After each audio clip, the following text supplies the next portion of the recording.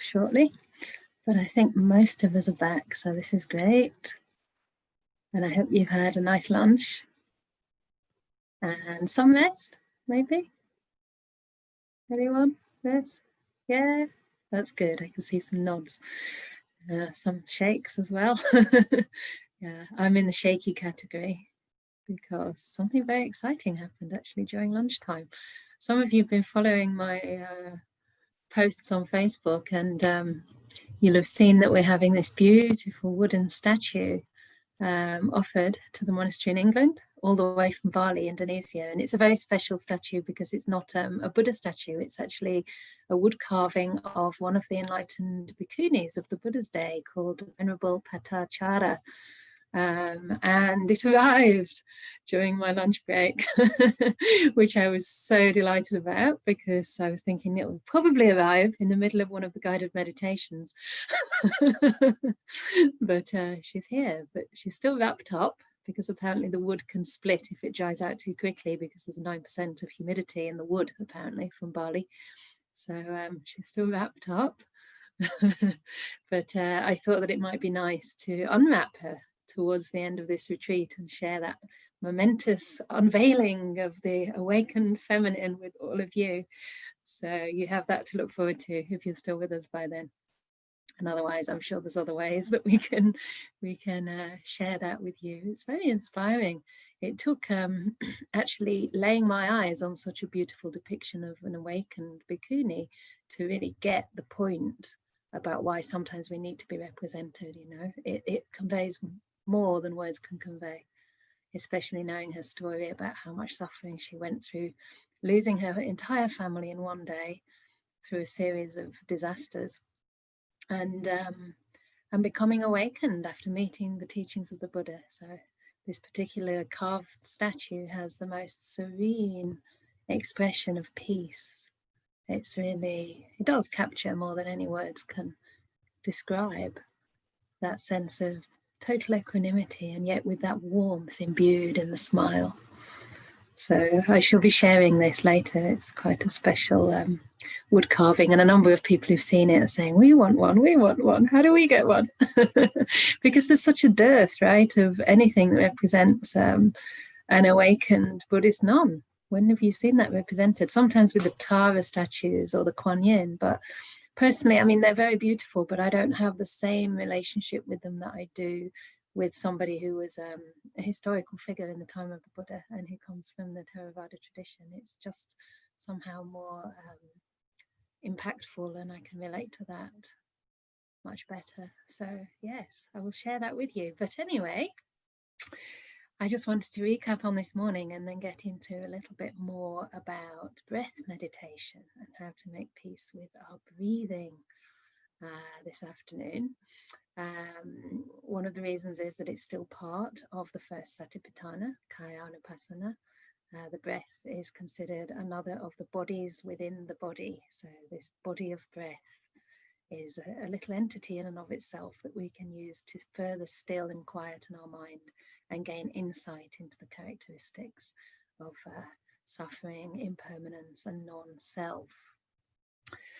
So, and also the other reason I wanted to share this is because one method doesn't work for everyone. And although I think that body scanning or, you know, a mindfulness of the body is almost universally helpful and a really good way to get into the meditation practice when you first arrive on your cushion, some people prefer working with the breath straight away. Other people may come to the breath later on in their practice when their mind is sufficiently settled to do that. But one thing doesn't work for everyone, and nor does one thing work for the same person all the time in every situation. So it's good to have a whole range of different tools we can use for different purposes. Just as I tried to use like a knife to open the box that the statue came in, it was quite comical, really. I lost the scissors and I was like going at this box, trying to get into it, and had to remind myself, be gentle. You don't want to suddenly puncture a hole in it, or anyway, perish the thought. She came out in one piece. So yeah, starting with the body is great because it relaxes ourselves and it optimizes our health. And it's also a really good place to start, just to establish that basic amount of mindfulness.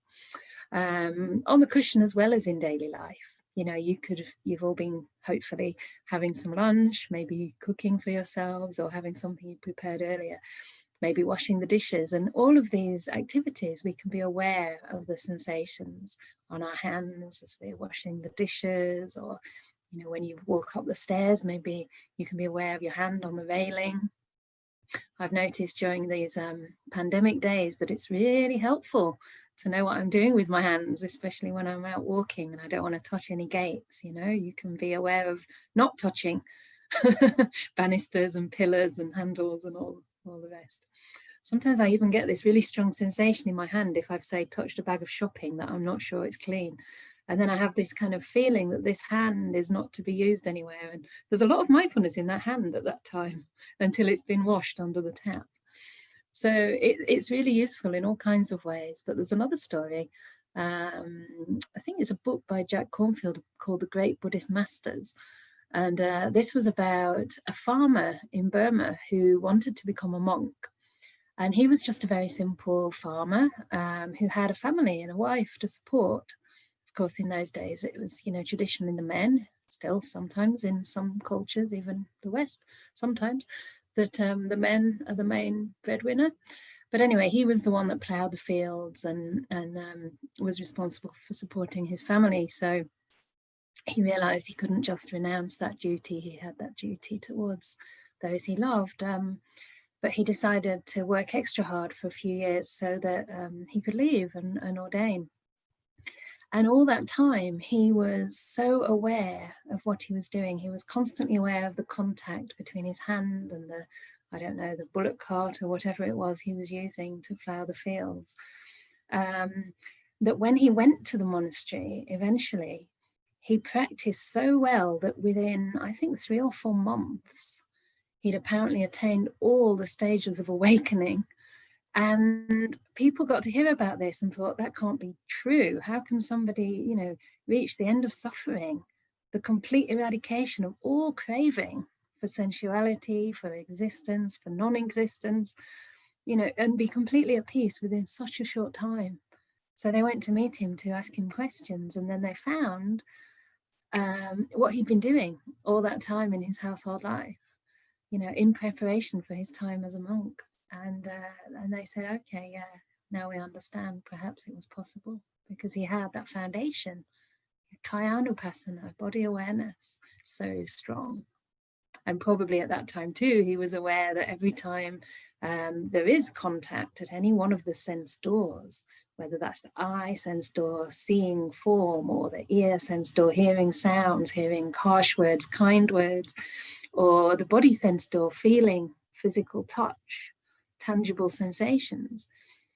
There's this key link at this point. Because of contact, the Buddha said, feeling arises, Vedana arises. And it's because of that feeling and our reaction to that feeling that we can then move into the next link in what's called dependent origination, the arising of suffering. And that link, the feeling link, turns into craving. Yeah. Those of you who are Buddhists or who've been coming and practicing for a while might be familiar with this. Other people who are just starting might not. But the basic premise is that once there's a sensation in the body, it has an opportunity to generate craving in us if we're not aware. Yeah. But at the same time, there's an opportunity there not to move into craving, to move into clinging, if we can just observe that feeling as a feeling. So staying at that bare level of contact, that bare level of sensation with equanimity, I would say with kindness, and not allow the mind to move in unwholesome ways. So in a sense, we can kind of weaken that chain of what's called dependent arising, the dependent arising of suffering at that point of sensation, that point of contact. So it's a very profound practice. And of course, it helps us to become aware of our emotional world as well. But as I said, the breath meditation is another aspect of body awareness. And the Buddha actually said that one who completes breath meditation to the point where they're able to enter very deep states of stillness in the mind called jhana or samadhi. Samadhi is a more general term, but jhana is it's a specific depth of samadhi. Anyone who is able to practice that way completes the 4 satipatthanas. So it's very interesting. You don't actually have to go through the satipatthanas like one by one, going through the body contemplations, then going through the breath, then going to awareness of mental contents. You can complete all of that just by observing your breath. So this is really interesting, because in that sense, it's a very simple method. It was the Buddha's own preferred method of meditation. And it is a vehicle to those deep meditations, which are very, very resourcing. Not only that, but the deep meditations of jhana are states which are free from the 5 hindrances. I don't know how many people have heard of the 5 hindrances. I have to kind of go over the basics, otherwise these talks are not complete. But the 5 hindrances, the Buddha defined as obscurations of the mind, or in a sense like coverings of the mind that weaken wisdom. And he said that as long as these 5 hindrances are present in the mind, one cannot see things as they really are. Because we always have craving, aversion, doubt, confusion, tiredness, restlessness, basically obscuring a clear picture of reality. So it's easy to see that in your daily life. If you have a particular craving that somebody be a certain way, you'll only notice all the ways that they're not fulfilling that, right? Or you'll just be on the lookout for that particular thing you want them to do. If you have, say, anger or irritation towards something, or you wake up in an angry mood, you tend to view the world through a negative lens. You see all the faults, you see all the things that other people are doing that they shouldn't be doing, all the things that you're doing that you don't like about yourself. You know, just because there is that sort of aversion, that anger, ill will in your mind. So we're not seeing things clearly at that time. You know? And sometimes we think we are, but these hindrances are very subtle. And the Buddha actually said that only, let's have a look. I actually have a proper quote here. He said that when you do not experience those deep meditations called jhana, the 5 hindrances, together with discontent, arati, and weariness, tandi, invade your mind and remain. But when you do experience a deep meditation, a jhana, the 5 hindrances, discontent and weariness, do not invade your mind and remain. So that means that these deeper states of meditation really overcome those hindrances that stop us seeing things as they are. And this is only a temporary overcoming at first, but it does give you an opportunity to see things you may not have seen before. So further, the Buddha says in the Samyutta Nikaya, when you experience jhana, you can understand things as they really are. And what do you understand as it really is? The origin and passing away of form. That's the body in this context. The origin and passing away of experience or sensation, Vedana. The origin and passing away of perception. The origin and passing away of mental formations, principally will, and the origin and passing away of consciousness. So we're able to see things that we wouldn't normally be able to see because our mind is so strong.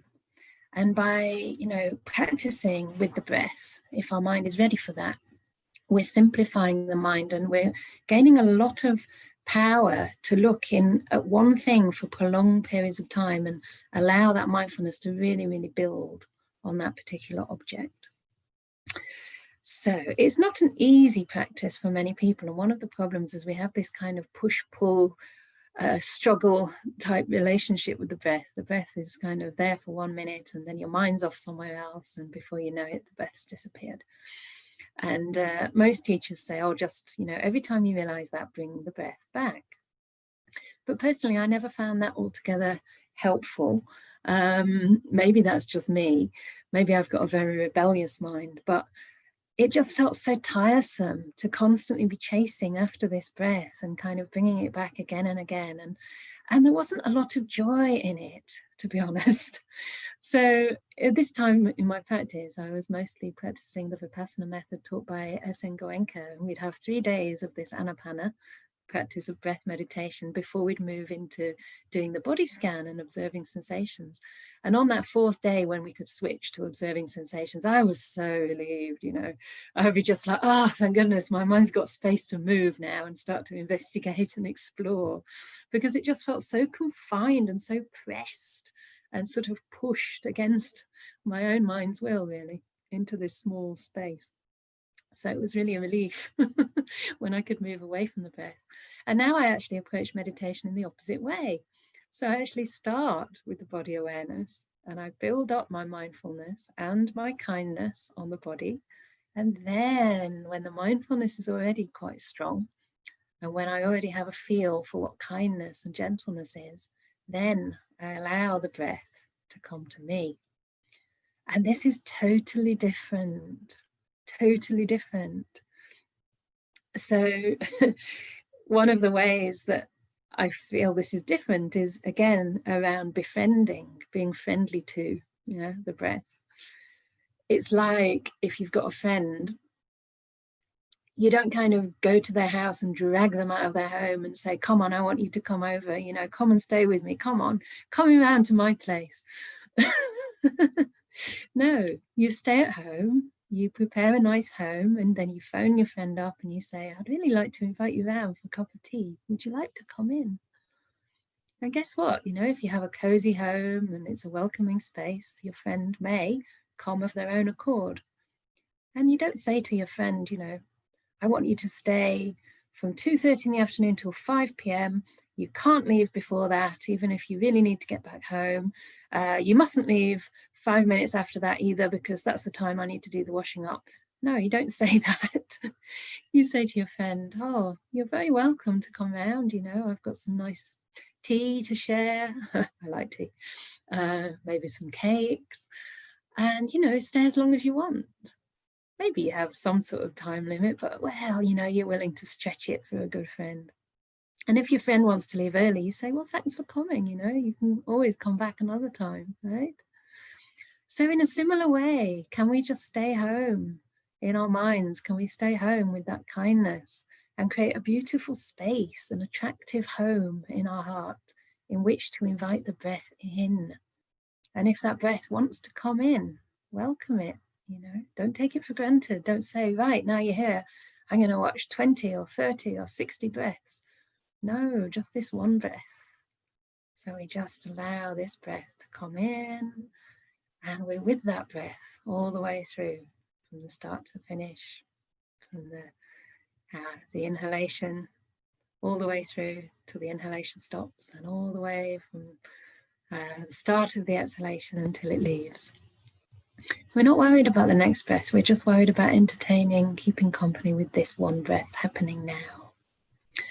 And again, you know, using compassion, befriending the breath with a compassionate attitude, an attitude of care, of warmth, of non-judgment. It's not like, oh, you're my breath. You should be long. You should be short. Why are you so rough? Why are you so uneven? No, we don't have to judge the breath in that way. The breath is really interesting because it's also a window into the mind. You'll notice sometimes that your breath, if you've been unwrapping a statue with a knife, your breath's a little bit shallow and jaggedy. And then when you sit down to meditate, sometimes you just take a couple of deep breaths because it's such a relief to be seated. And you'll notice if you're staying with the breath for a longer period, it does naturally start to quieten down in its own time. But one breath's no better than another breath. It's just air, right? It's just air coming in and out. And the body's incredibly intelligent. It knows exactly how much air it needs to take. Yeah. Of course, sometimes we may have a panic attack, or there may be something where, you know, we feel startled and the breath is coming in more strongly than need be. But again, if we can learn to relax with that, we'll find that the breath will start to slow down. And when the breath starts to slow down, the body and the mind becomes relaxed. Sometimes I also experienced a bit of anxiety at times during this pandemic. I'm trying to remember, it was probably a bit earlier on, and also before my rains retreat, because a few things happened and I thought, oh my goodness, now this big sort of, not really big disaster, but a few things happened just as I was about to begin, and I was a bit stressed, thinking I wouldn't be able to have my interviews with my teacher, and I had a bit of a sort of anxious moment. And at that time I remembered there were also some breathing methods that you can sometimes do, because the breath is one of those things that can be both intentional and unintentional. And sometimes we can actually modify our breath to calm down our mind. So I wouldn't suggest that necessarily in the meditation practice, but in your daily life, it can be really helpful to know. And I think this particular breathing was like breathing in 4, I think, and breathing out 7. I think breathing in 4 and then holding it a little bit, breathing out 7, breathing in 4, holding it maybe for 2 or 3, breathing out 7. The main point there is that the out breath is longer than the in breath, because the out breath has this relaxing effect. So it's also helpful to make peace with the breath through, again, relating to it as not me, not mine, not a self. Obviously the breath is not me, it's not a self, but we do sometimes think it's mine, and we try to sort of possess it and think we should control it to some degree. But remember, even this word breath is just a conventional designation for something which is really just oxygen and carbon dioxide, and I don't know, probably some other gases in there. It's just the air coming in and out of your body. It doesn't really belong to you. Yeah, so we all share the same air. And as we breathe out, that air goes back to nature and gives a gift of carbon dioxide to the trees and the plants around us. We breathe it in as a gift from those trees and plants. So does it really belong to us? The beauty of realizing that it doesn't belong to us, we have no ownership, is that we stop trying to control. It's like, what's the point trying to control an element of nature? And the other way of making peace with the breath is to learn to relate to it with a sense of wonder, a sense of awe and respect. Like, it's just incredible that from the time we've been born, our bodies started breathing, from the time we came out of our mother's womb. If we hadn't have taken a breath for the first minute or so, we'd have gone into distress. Our brains would have been deprived of oxygen. We may not have made it. Think of all the people around you who would panic if you weren't able to breathe for a minute or 2 minutes. What would happen? It's really incredible that this breath just keeps on coming in, going out, regardless of whether we ask it to or not. So when we really listen deeply to the breath, our minds become subtler, and the breath is a subtle object that requires a very gentle touch.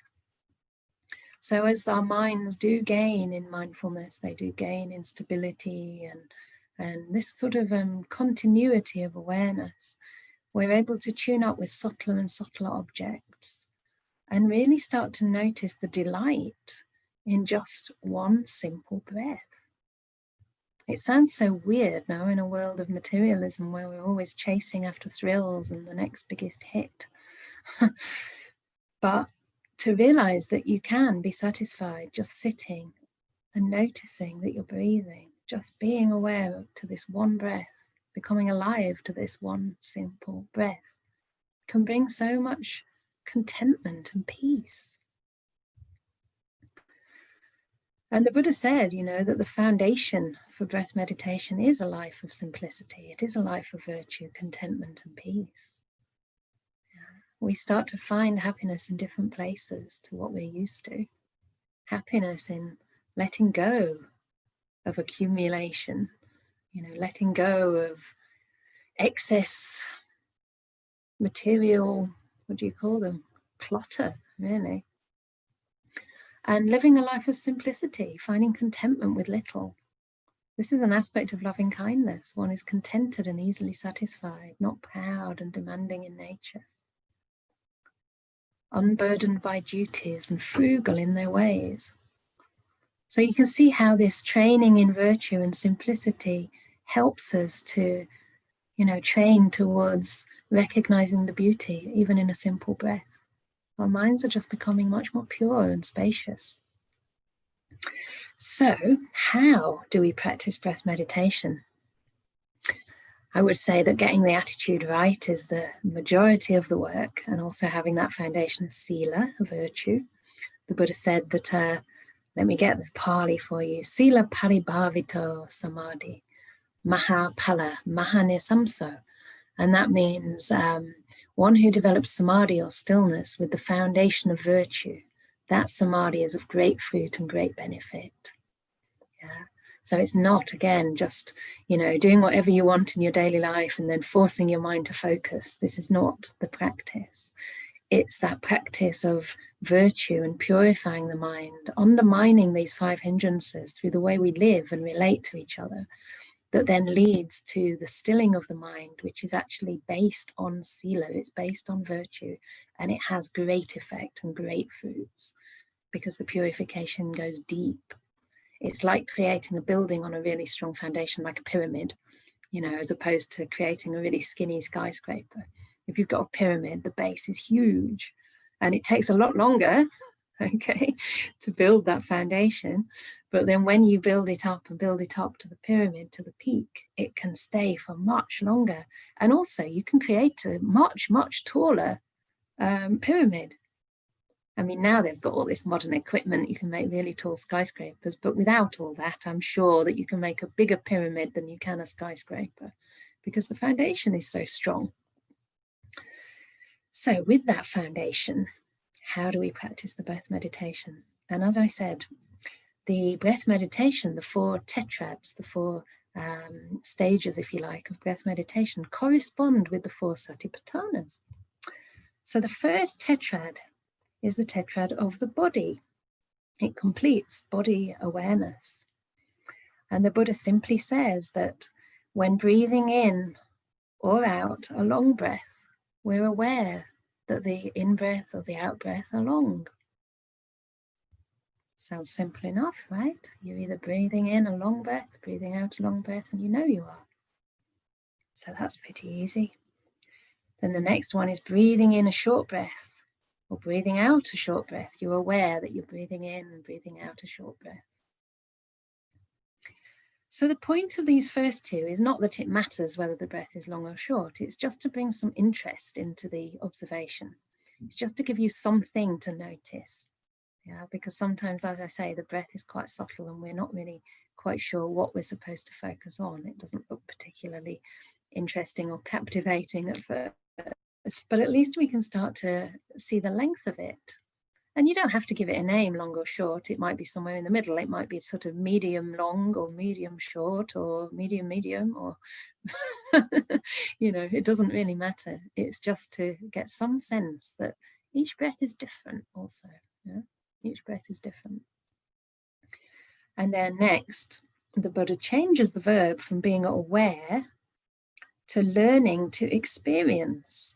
So the next one is that we learn to experience the whole of the breath as we breathe in and as we breathe out. So now we're not just aware about whether it's long or short, we're aware of the whole breath. And some people say that this is the breath, the whole body, but actually in the sutta itself, the Buddha writes very clearly here in the Majjhima Nikaya 118, Anapanasati Sutta. It says, in and out breathing is regarded by the Buddha as a body in the category bodies. So we're aware of the whole body of the breath. We learn to experience the whole of the breath as we breathe in and out. So this is now lending toward continuity of awareness, unbroken awareness. And of course, the more that you can be with all those subtle sensations of the breath as it comes in and comes out, the more you see of it, and the more you see of it, the more interesting it tends to be. Yeah. So your mind learns to stay longer and longer with it, and the breath almost takes up the whole of the mind at this time. And then the last one, this is still stage 1, but there's 4 parts in each stage. hope these numbers aren't confusing. It doesn't matter, but for those who know the suttas, it will make sense. So the last one is that we learn to calm the breath as we breathe in and out. So the verb he's using here is tisikati. Sikati means training ourselves to experience the whole of the breath, training ourselves to calm the breath. And that's actually the same word that they use for the precepts. We learn to observe virtue. We actually undertake the training, sikati. So the last one, learning to calm the breath, is actually a very natural thing. We don't so much learn to calm it through force. Well, in fact, not at all. We're more learning as to how it calms down. We're more learning about the causes and conditions for its calming. So we just notice that over time the breath calms down.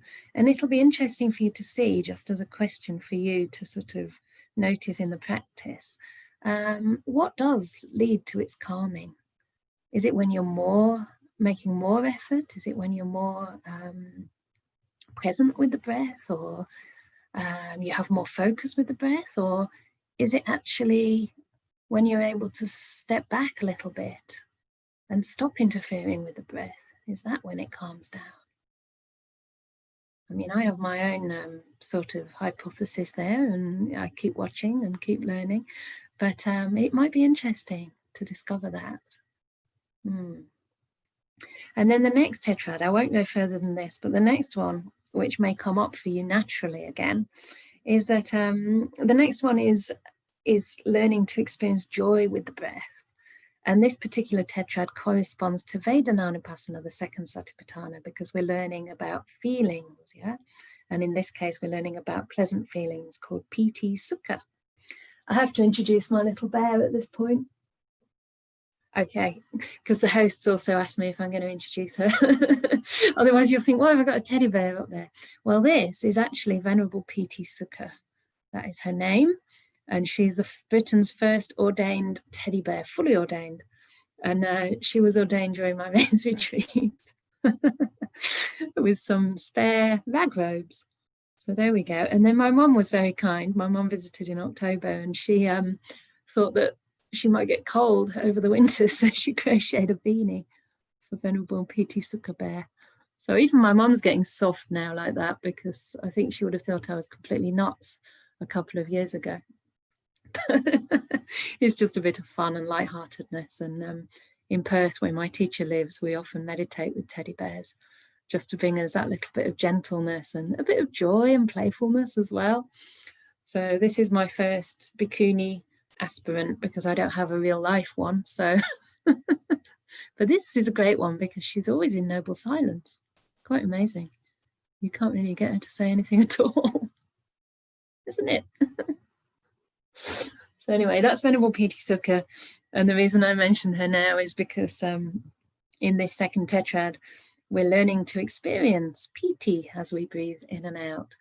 Piti is a kind of joy, a kind of rapture that comes when we develop interest in the breath, and our mind starts to kind of want to stay with the breath. And because we want to stay with it and it's starting to interest us, we can relax our effort even more and just flow with the breath, so that the breath starts to feel really pleasant, really, really relaxing. And you might even find waves of joy starting to arise in your body and mind along with that breath. And so this is part of the practice, and it's to be not expected, but it's a natural phenomena that can occur. So don't worry if that happens, because sometimes people think, oh, I'm not supposed to enjoy my meditation, but in fact you are. And then the second one is that we learn to experience sukha as we breathe in and out. And actually at this stage of meditation, which is pre-deep jhana meditation, piti and sukha they come together really. They're very similar. Piti is more like rapture, if you want, and sukha to me feels a little bit more subtle, more like a contented kind of happiness. But they're really so close that it's almost impossible to distinguish, and you don't really need to either. And then Once this joy starts to arise with the breath, we learn to experience the mental formation of that piti sukha as we breathe in and out. Now that sounds a bit technical, but what it's really saying is that the joy starts to become more and more subtle, and it starts to become more mental. So you're moving from the body as the sort of main sense door through which we experience things towards the mind and the way the mind experiences the breath. So the breath is becoming increasingly subtle, and the piti sukha is happening in the mind. Vedana, sensation, is actually a mental kanda. It's actually a mental one, but it's experienced usually through the body door. So at this point, the body is becoming much subtler, the breath is becoming much subtler, and the joy is almost taking over the breath. Yeah, so at this point, you know, sometimes the breath actually, it's still there. It may be fading into the background, and joy seems to be the main object. So if that happens, that's perfectly fine. Just go with that. And then the last one is that we learn to calm that mental formation of piti sukha as we breathe in and out. And again, learning to calm just means we learn how it calms, we learn how it starts to calm down. So, you know, the whole journey, you can see, is a path towards simplicity, increasing peace, and a kind of refinement of a very wholesome type of happiness. Yeah, so it's all along that same theme of making peace. We approach the breath with friendliness, with peace, with an attitude of letting go, and the breath slowly starts to stay in our awareness for longer and longer. You know, the joy starts to arise. The joy is not in the breath, the joy is in the mind, because the mind is becoming, you know, increasingly free from these hindrances. The mindfulness is becoming stronger. And as the mind is more energized, then joy naturally starts to arise in the mind. And after a while, we feel very satisfied with that joy. And so the joy starts to calm. Yeah, we don't, it's almost like you have your fill in a way, and then we just can relax with it. So it all starts to settle down and calm. And we start to experience, as I say, an increasingly subtle kind of happiness as the mind becomes subtler and subtler, more and more still. So this is the general trajectory of breath meditation. There's more to be said about that when we do go into the really deep meditation. But so long as you're, you know, learning to relate to the breath kindly and wisely, gently, and as I say, staying at home, not dragging the breath in, inviting your friends to enjoy the cup of tea and letting them come in and leave at their own free will. And as long as we generally learn how we're relating to the breath and how that affects our experience, yeah? So again, those three questions. What am I doing?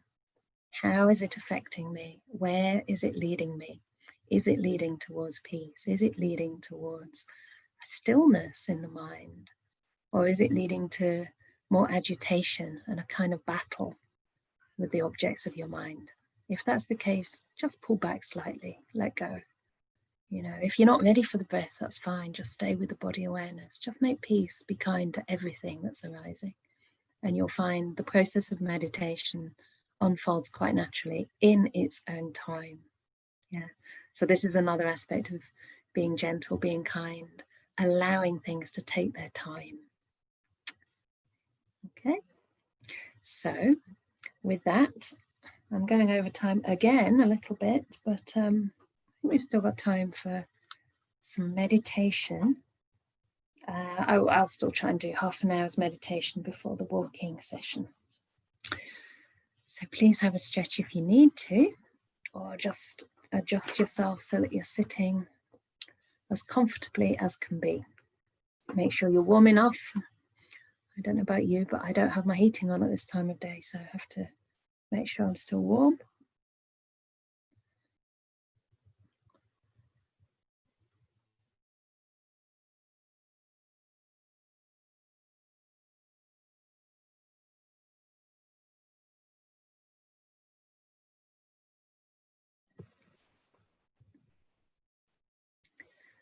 And we are going to have a bit of movement after this half hour, so don't worry, you're not confined. You're not going to be confined in one place for too long. I should have said earlier also that if you ever need to move during the meditation, that's really fine. You know, sometimes we feel ready to like observe and investigate painful feelings or tensions and aches. Other times we just don't have that mental strength at that time, or it feels like it might actually harm the body. So if you have to move, it's fine. Just try to do so with awareness, with gentleness, and knowing the purpose. The purpose in this case is to look after your body and mind. Okay.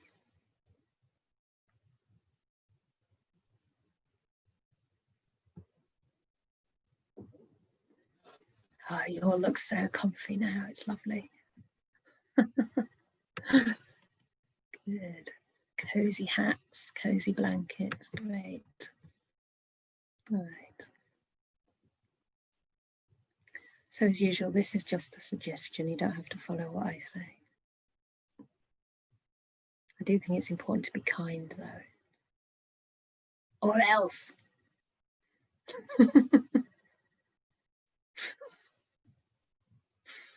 Okay.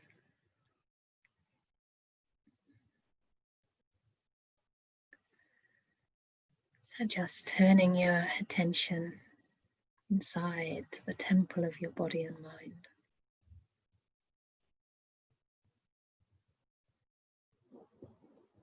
And again, with my eyes closed, I notice my ankles need a little bit more space.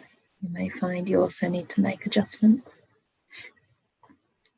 And this is all part of the meditation, part of caring, establishing the right intention.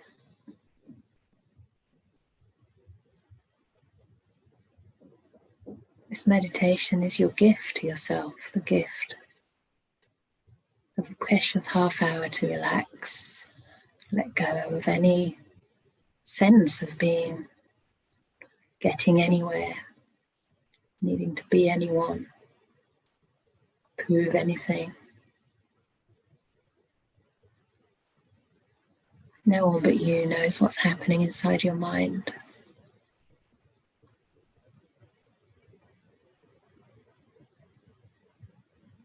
No one but you can care for that.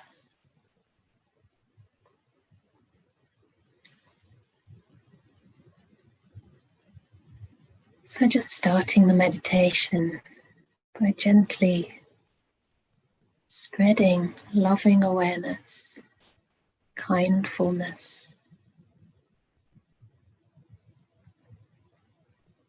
right through your body. As though mindfulness were like the light of the sun, bringing to light any sensations in your body. And kindness is inseparable from the light of the sun. It's the warmth of the sun's golden rays.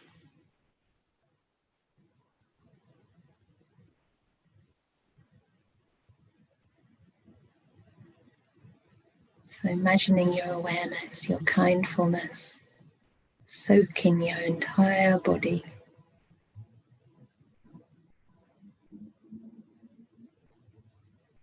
As though you were bathing in the golden light of the sun.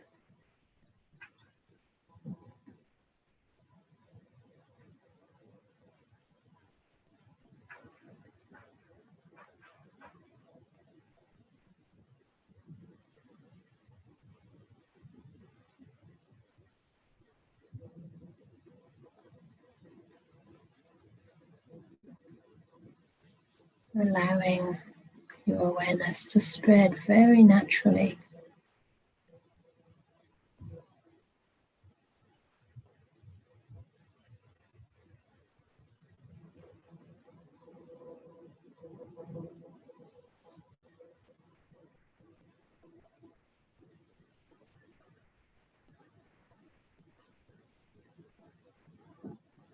Relaxing, soothing any tensions,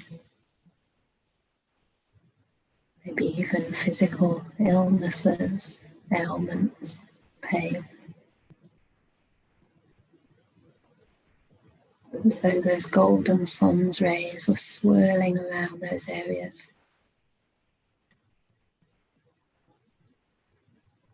Healing, bringing comfort and warmth.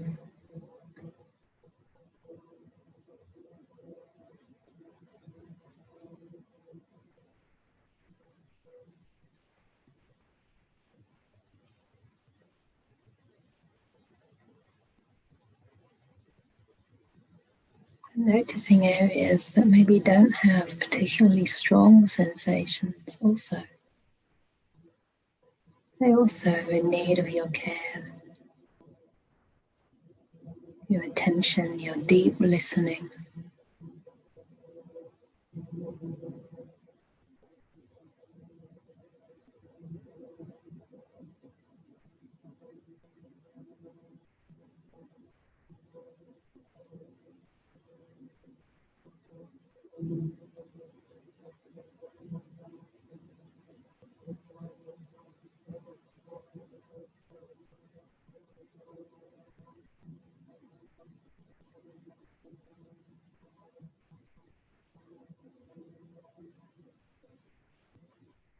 Including anything that arises in your field of awareness, including that in this kindness,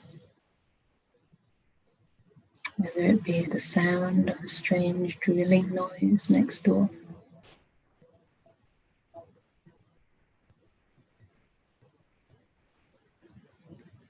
maybe other disturbances in your environment, welcoming them in.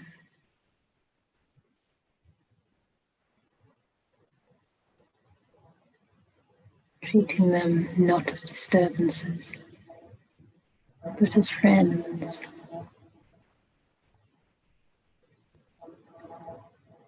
Here to help strengthen your qualities of kindness, patience, acceptance, equanimity.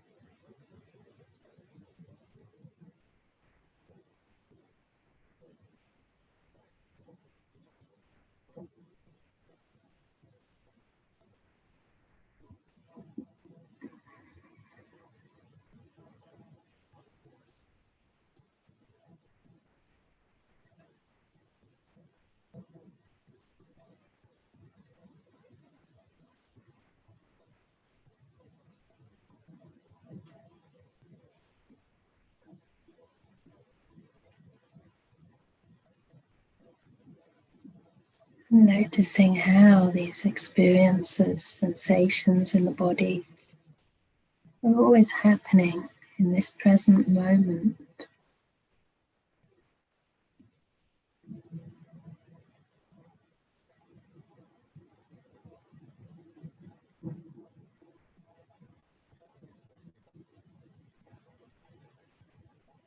Constantly changing, arising just to pass away.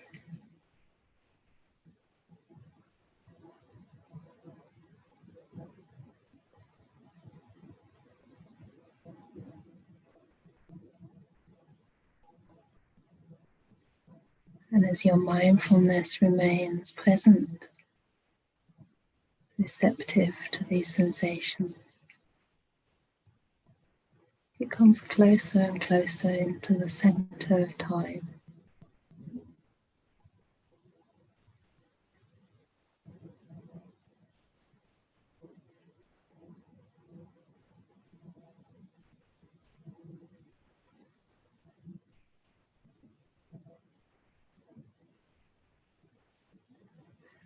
Free from the burdens of the past,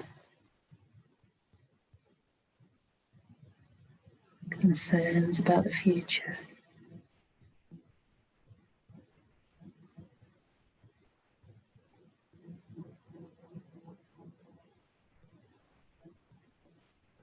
This moment is where you're fully alive.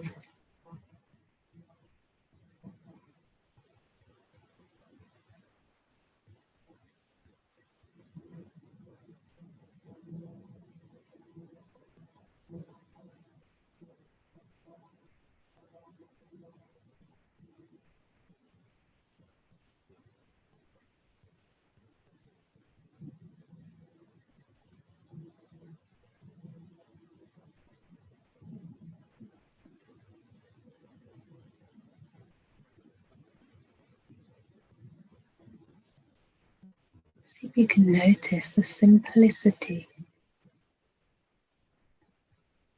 of just being here now.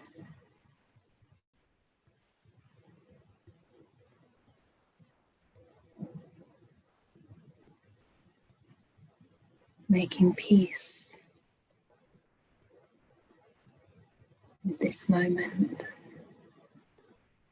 with the next, with the next.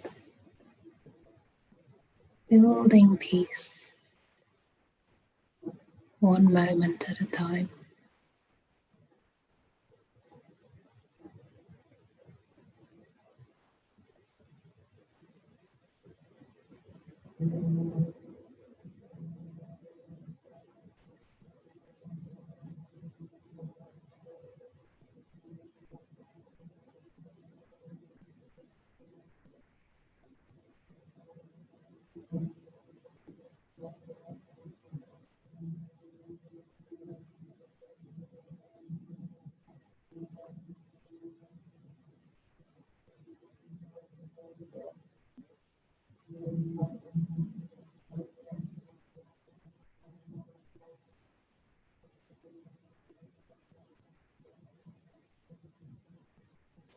You may start to notice silence between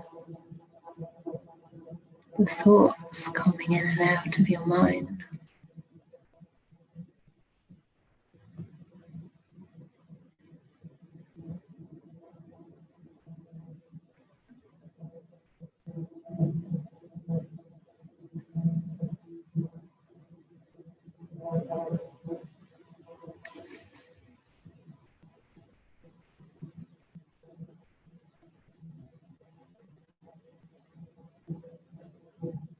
The peace of silence.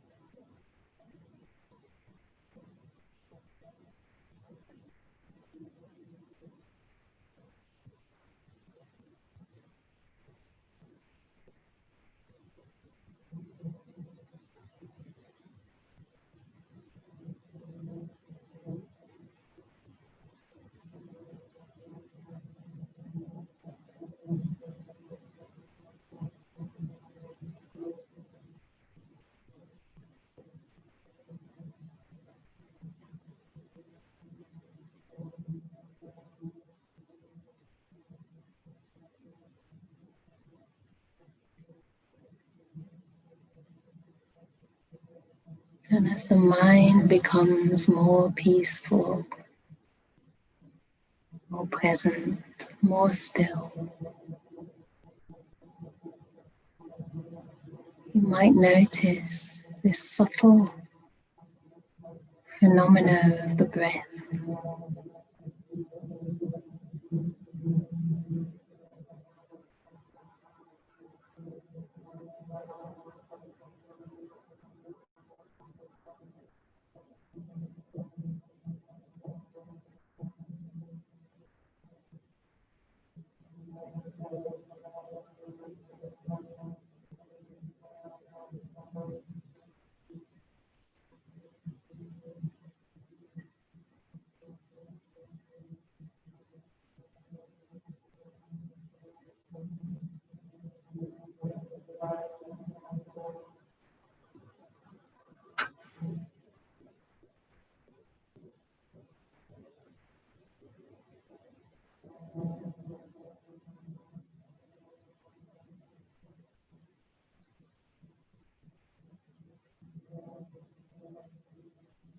How does it feel to breathe in,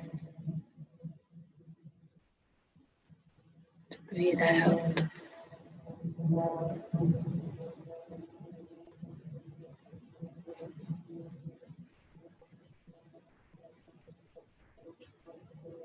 To be fully present with just one breath.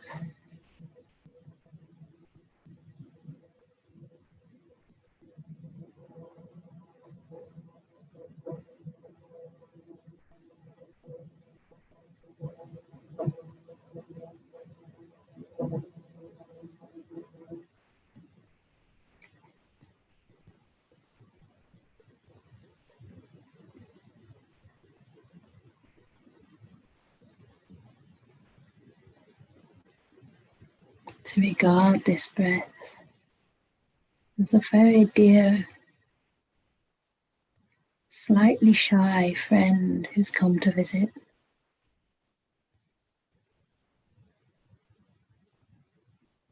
To greet them with a smile.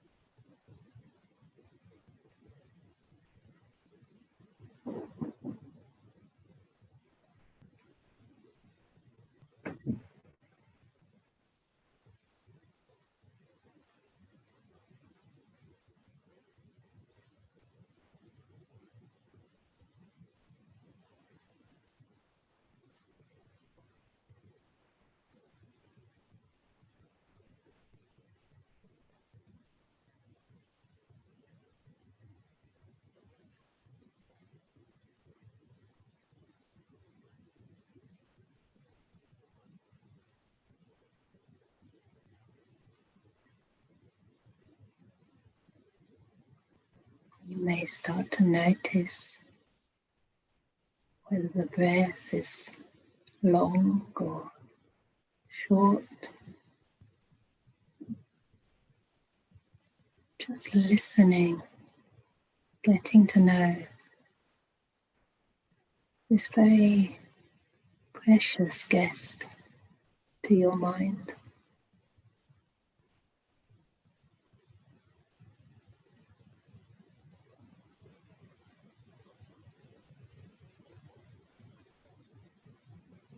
As though this one breath now were the most important thing in the world.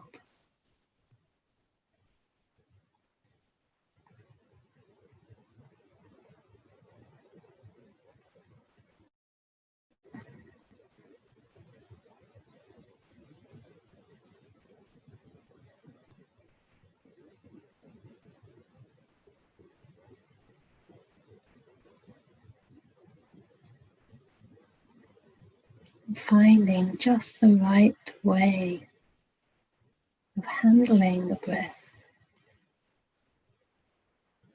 staying present but not too close.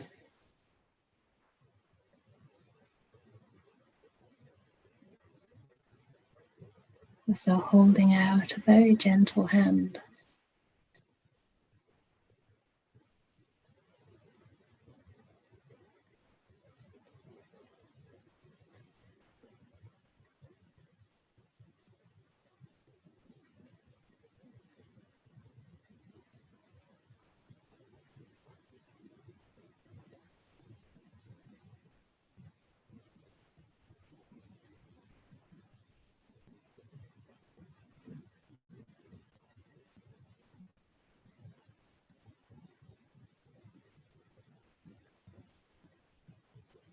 Learning to relax, become at ease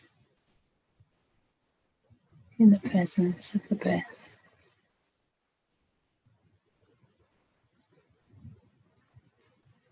And if that breath disappears or is not ready to stay, just making peace with whatever arises in this moment, in your own body and mind.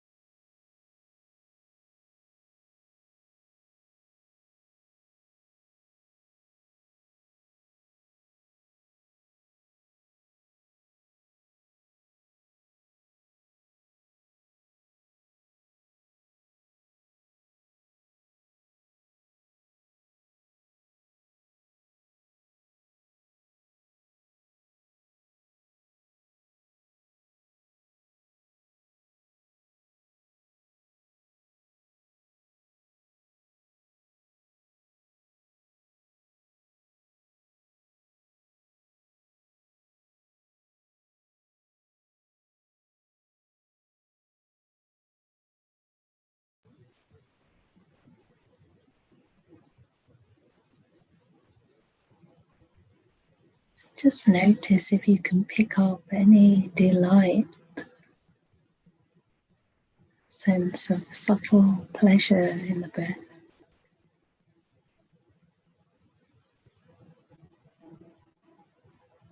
Not looking for something extraordinary, but just noticing the peace, the pleasure that's already there.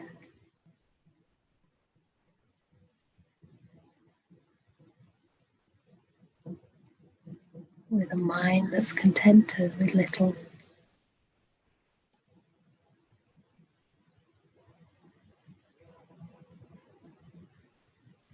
Contented with just one simple, humble breath.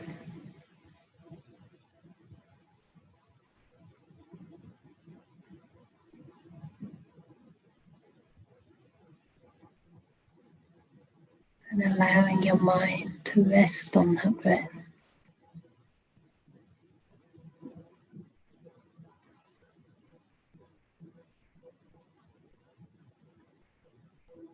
To relax any effort at all.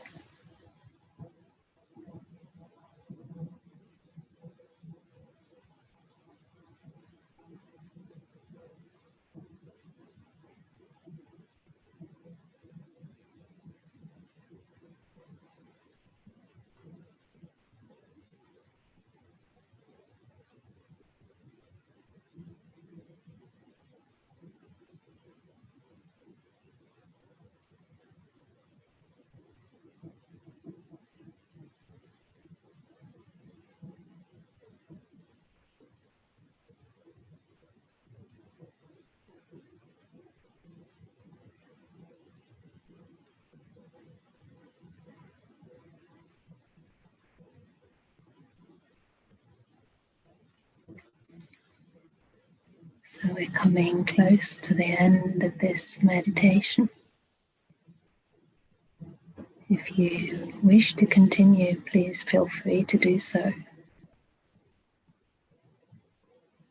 For those who prefer, we're going to move into a period of walking meditation. So in your own time, if you wish, you can gently open your eyes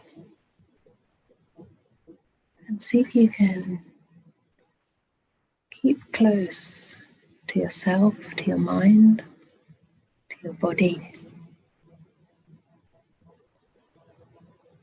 taking any peace that you've developed in this sitting straight into your walking meditation. Suggesting you just get a drink of water if you need to have a drink. Save the cup of tea for later so that you can build up a bit of continuity to the next session. And we'll meet again in 20 minutes at 3 for a 20-minute silent meditation sit. So the meeting will remain open. You can go and do your walking if you wish, and just come back around 3 and we'll sit together quietly. Okay?